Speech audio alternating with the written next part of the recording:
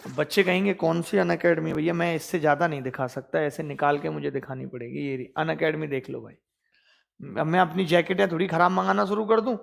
इतनी अच्छी अच्छी जैकेटें पापा मंगाते हैं हमारे, आज भी कपड़े हमारे लिए इतने छांट छांट के लाते हैं बेचारे अच्छे से, कह रहे हमारा लड़का अच्छा लगना चाहिए। बचपन से उनका यही रहा, हमारा लड़का अच्छा लगना चाहिए, अच्छा लगना चाहिए। और मुझे आज भी याद है मैं कितनी बार इस बात के लिए पिटा हूं कि बाल ऊपर क्यों रखता है।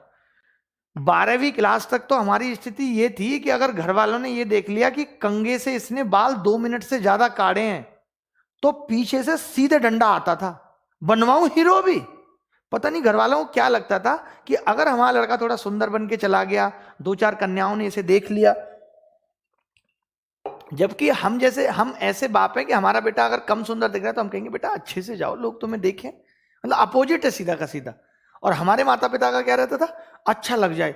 मुझे आज भी याद है कि हमारे घर में क्रीम सिर्फ हमारी बहन के लिए आती थी, फेयर एंड लवली, क्योंकि बहन का रहता है भाई कि बहन गोरी दिखेगी, वो रिश्ते विश्ते वाले आएंगे, ये सब लफड़ा रहता है। मैं क्या करता था, जैसे बहन ने क्रीम लगाई उस वक्त, तो क्रीम थोड़ी बहुत देर के लिए वो अपनी अलमारी में रखती थी क्रीम, लॉकअप में। एक अलमारी हमारी मम्मी के दहेज में मिली थी लोहे की, उसमें रखती थी वो क्रीम। तो मुझे मौका मिला, मान लेते किसी बहाने अलमारी खोली, तो मैं क्रीम निकाल के थोड़ी सी किताब में रख लेता था, किताब में सूख जाती थी वो।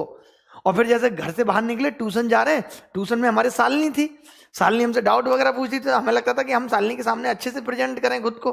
कपड़े हमारे पास एक ही जोड़ी थे, संडे टू संडे धुलते थे उनको, बट कम से कम चेहरे से तो वो करें। और दाढ़ी काटने की तो सख्त हिदायत थी कि जब तक 12th नहीं होगा तब तक दाढ़ी नहीं काटोगे तो बाल नहीं आ जाते दाढ़ी के घूम के, ऐसे करके बाल जो आ जाते हैं ऐसे घूम के। तो हम क्या करते थे, रास्ते में पानी से फिर उस क्रीम को मल के, सूखी रहती थी, फिर मुंह पे लगा लेते थे। और वो भी फेयर एंड लवली, कोई बड़ी क्रीम हो, मतलब सालनी मुझे आज लगता है पहचान भी लेती होगी कि ये फेयर एंड लवली पोत के आया है। कुछ फायदा नहीं हुआ भाई तब, कुछ भी। 10th क्लास में ट्यूशन पढ़ते थे, स्कूल हमारा हमेशा बॉयज का रहा, कभी उसके अंदर महिलाएं नहीं थी।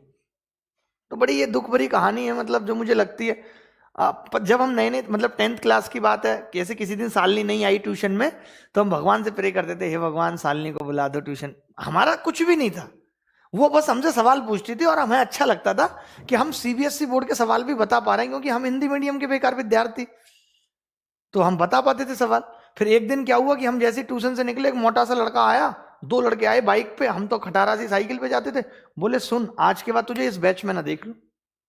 हमारी इतनी हालत खराब हुई, 2 दिन तो हम ट्यूशन नहीं गए। तीसरे दिन हमने गुरुजी को कहा कि गुरुजी, किसी और टाइम पे उनके घर जाके कि गुरुजी हमें सुबह के बैच में शिफ्ट कर दीजिए, कि वजह क्या है? मैंने कहा नहीं गुरुजी सुबह में कर दीजिए।